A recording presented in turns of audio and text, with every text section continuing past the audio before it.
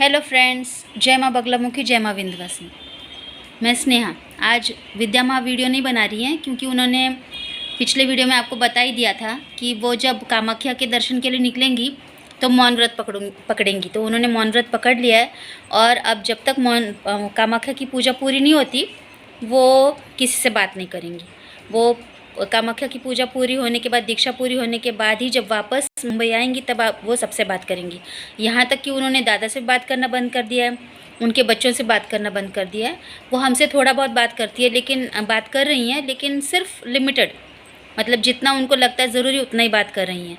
और मैंने माँ का इतना शांत रूप कभी नहीं देखा। मतलब वो एकदम शांत है, अपने माले पे है, अपने पूजे पे है और उनका पूरा ध्यान, सिर्फ उनका पूरा फोकस इस बात पे है कि कामाख्या जाना है, अच्छे से दर्शन करना है और वहाँ जिस सिद्धि की प्राप्ति के लिए और जिस चीज़ को प्राप्त करने के लिए वो जा रही है उनका पूरा फोकस उस पर है, उनका और किसी चीज़ पे फोकस नहीं है।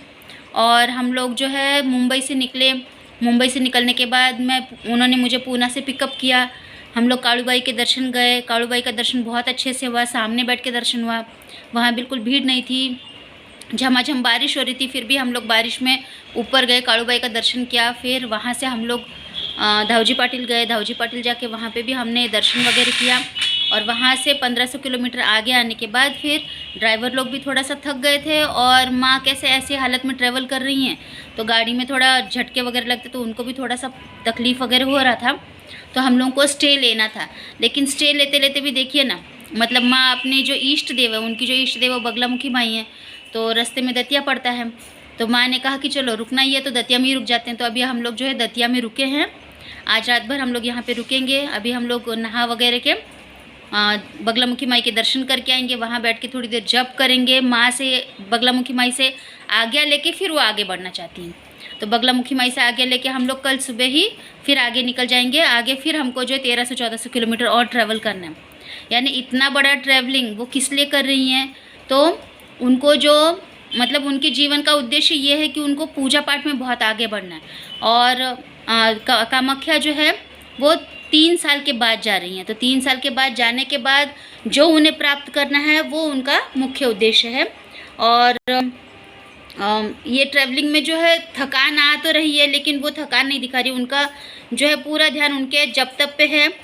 कुछ लोग उनका दिमाग इधर उधर भटकाने की कोशिश करें, लेकिन उसका उनको कोई फ़र्क नहीं पड़ रहा।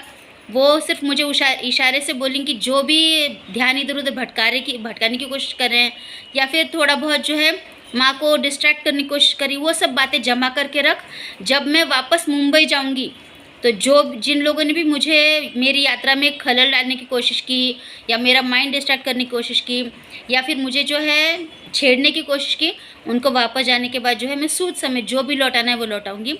तो जो लोग ऐसा कर रहे हैं उनसे प्लीज़ मैं ये रिक्वेस्ट करती हूँ कि हम लोग यात्रा पे निकलते हैं ना, माँ जब यात्रा पे निकलती ऐसी हालत में यात्रा पे निकलती है, हम लोग तो नॉर्मल है तो हमारी हालत टाइट हो रही है, वो तो ऐसी हालत में यहाँ मंदिर में जाती हैं, जप करती हैं, इतनी ऊंची ऊंची सीढ़ियाँ चढ़ती है, बारिश में सीढ़ी चढ़ रही है। वो अपने बारे में नहीं सोच रही है, वो किसके बारे में सोच रही है। मैंने देखा, जब भी मैं आज उनके साथ बहुत दिनों से यात्रा करी, मैंने हमेशा देखा कि जब भी वो मंदिर जाती हैं सबसे पहले वो अपने केशव के लिए पूजा करती हैं। मतलब केशव अच्छे से आए, नॉर्मल डिलीवरी से आए, कोई तकलीफ़ ना हो, जन्म के बाद जच्चा बच्चा दोनों सही सलामत रहे, ये मांगती हैं। फिर अपने ग्रुप के लिए इतनी मेहनत कर रही हैं, व्योम के लिए इतनी मेहनत कर रही हैं, हम सबका एकदम अच्छा, हम लोगों की ज़िंदगी A1 ज़िंदगी हो जाए, इसलिए मेहनत कर रही हैं। तो सारे ग्रुप वालों से भी रिक्वेस्ट है कि आप लोग भी घर में जो है बाबा जी के सामने सिगरेट अगरबत्ती लगाइए और माँ की यात्रा एकदम सफल हो और माँ जिस उद्देश्य से गई हैं वो उद्देश्य पूरा करने में आप सबका सपोर्ट हो, मैं ऐसे आशा करती हूँ। और अभी हम लोग जो है कल सुबह 6 बजे उठेंगे, आगे की यात्रा के लिए निकल पड़ेंगे। वो बोल नहीं रही हैं, वो एकदम शांत हैं। तो वो शांत इसलिए हैं क्योंकि उन्हें अपना उद्देश्य पूरा करना है। तो बाकी कुछ लोग ऐसे हैं कि अभी हम लोग यात्रा पे निकल पड़े तो कुछ लोगों को भी यात्रा का मूड आ गया। मतलब उनका कहना है कि उनको दर्शन के लिए जाना है, माँ के ही पैसे लेने हैं, माँ की गाड़ी लेनी है, माँ की गाड़ी से ही दर्शन के लिए जाना है। और वहाँ पे जाके मतलब दर्शन जो है किसकी वजह से हो रहा है वो याद नहीं रखना है। वहाँ जाने के बाद जो है माँ के खिलाफ ही वहाँ पे धागा बांध देना, ये तो कोई भी माता रानी स्वीकार नहीं करेगी। यानी जिसका खाओ उसी के नाम का धागा जाके जलाओ, ये तो कौन सा भी भगवान स्वीकार नहीं करेगा। इतना याद रखो कि कुत्ता भी, अगर कोई जानवर भी है ना, उसको हम रोटी खिला देते, कुत्ता बिल्ली भी पालते हैं ना, तो उनको खिलाते पिलाते तो उनको उस बात का एहसान रहता है। तो हम तो इंसान हैं, इंसान को सर्वश्रेष्ठ प्राणी कहा गया है। क्यों? क्योंकि उसके पास बुद्धि है, समझ है, वो अपनी ज़िंदगी खुद बना सकता है।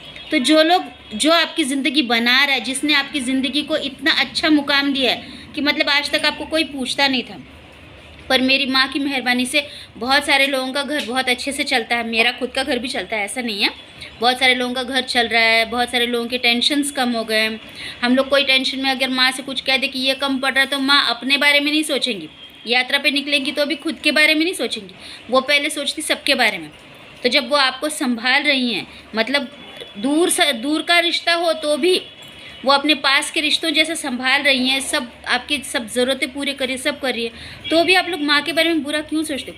कम से कम खाल्लेले मिठाची तर जाण ठेवा ना. मीठ असतं ना ते जे मिठाची जाण ठेवतं ना ते खरं माणूस, जे मिठाची जाण ठेवत नाही ते खरं माणूस नहीं है, माझ्या मते तर नहीं है। और मैं इतना ही बता देती हूँ कि आज मेरी माँ शांत है, वो शांति से अपनी यात्रा पूरी करना चाहती हैं, अपने मकसद को पाना चाहती हैं, तो बस उन्हें जो है छेड़ो मत। और कुछ लोग जो है, कुछ लोगों को मैं ख़ास तौर से वार्निंग देना चाहूँगी। उन्होंने मुझे मतलब इनडायरेक्टली बताया कि किसी को तो ये बोल दो कि पहले तो सिर्फ घर पे आई थी और वापस चली गई थी, लेकिन अगर तुमने अपनी हरकतों से बाज नहीं आई तो इस बार घर के अंदर आएंगी, बैठेंगी और आमने सामने बैठ के जब बातचीत होगी तो तुम्हारे पास किसी सवाल का कोई जवाब नहीं होगा, क्योंकि ज़्यादा हक उनका है, तुम्हारा नहीं है। फिर भी वो तुम्हारा ख्याल रखते, इतना याद रखो कि मतलब एक तरह से तुम उनके लिए उतनी ज़रूरी नहीं हो, फिर भी वो तुम्हारा ख्याल रखती, इतना याद रखो और उनको छेड़ो मत प्लीज़। चलो अब ये तो हो गई सारी नॉर्मल बातें। अब सबसे मेन मुद्दे की बात, जो जिस काम के लिए हम लोग निकले हैं, हम लोग घर छोड़ के निकले हैं ना, तो यात्रा पे निकले हैं, हम लोग मंदिर जाते जब तब करते हैं। तो बहुत सारे लोग माँ को व्हाट्सएप पे मैसेज करते कि आप वीडियो नहीं बना रही, वो वीडियो नहीं बनाएंगी जब तक वो मुंबई वापस नहीं आएंगी, वीडियो नहीं बनाएंगी। कुछ लोग मैसेज कर रहे हैं कि उनको मारन करना है, मोहन करना है, वशीकरण करना है। आपको जो काम शक्ति चाहिए, जो काम करवाना है कराइए ना। 7 दिनों में सारे काम का रिजल्ट जो है पूरा 100%, आपको जो चीज़ चाहिए, जो काम करवाना है वो हम करके देंगे ना। माँ ने मुझे, हाजिदा आपा को, सुनीता दी को इतना एक्टिव बना दिया कि हमको कोई भी काम दिया जाए ना तो हम 7 दिन के अंदर आराम से, 7 दिन से पहले ही आपको उसका रिजल्ट मिल जाएगा। हम लोग आराम से वो काम करके आपका जो काम up to the date, up to the mark करके मिलेगा। अब माँ बात नहीं करी इसका मतलब ये थोड़ा ना कि वो कुछ काम नहीं करेंगी, वो बात नहीं करी वो क्योंकि उनको अब बात करने में एनर्जी डाइवर्ट नहीं करना, उसको उस एनर्जी को स्टोर करके काम में लगाना है और उसका रिजल्ट अच्छे से अच्छे पाना है। तो जिन लोगों को काम देना, आप लोगों से भी विनती है कि काम देना तो दीजिए, हम लोग है काम करके देने के लिए। कोई भी शक्ति चाहिए, मारन, मोहन, वशीकरण, सम्मोहन, उच्चाटन, जो करना है, आकर्षण शक्ति बढ़ाना है, कामाख्या की शक्ति लेनी है, जो भी लेना प्रोसेस पूरा कीजिए। माँ के व्हाट्सएप नंबर पे जो है, माँ के व्हाट्सएप नंबर पे मैसेज कीजिए, क्योंकि वो बात नहीं करेंगी तो मैसेज कीजिए और आपको जो काम करवाना है उसकी प्रोसेस पूरी कीजिए, आपको आपका काम होके मिल जाएगा। और दुश्मनों को भी एक चेतावनी है कि अगर वो शांत है तो याद रखना, शांत तूफान जो है, कोई भी समुद्र जब शांत होता है तो उसकी गहराई का, उसकी ताकत का अंदाज़ा नहीं लगाया जा सकता, लेकिन जब समुद्र अपनी शांतता को छोड़ देता है, शांतता भंग करके अपने उफान पे आता है, तो बड़ा बड़ा तूफान भी उसको नहीं रोक सकता, ये आप जानते हो। तो वो शांत है, उन्हें शांति रहने दें, शांति से उनको यात्रा करने दें, उनकी यात्रा शुभदायक हो, मंगलदायक हो, उनके सारे उद्देश्य पूरे हो, ऐसा अपने मन में सोचें और उनको तकलीफ़ ना दें, उनको शांति से अपनी यात्रा पूरी करने दीजिए। बस आप सबसे यही विनती है। और जिन लोगों को काम देना वो अपना काम दीजिए, जो भी आपको काम देना है, जो भी शक्ति वगैरह हासिल करनी है, सिर्फ मैसेज कर दीजिए, आपका काम हो जाएगा। तो चलो फिर हम कल सुबह निकल पड़ेंगे अपने आगे की यात्रा पे, क्योंकि हमको सुबह जल्दी उठना है और आगे 1300 से 1400 और किलोमीटर पार करना है। धन्यवाद।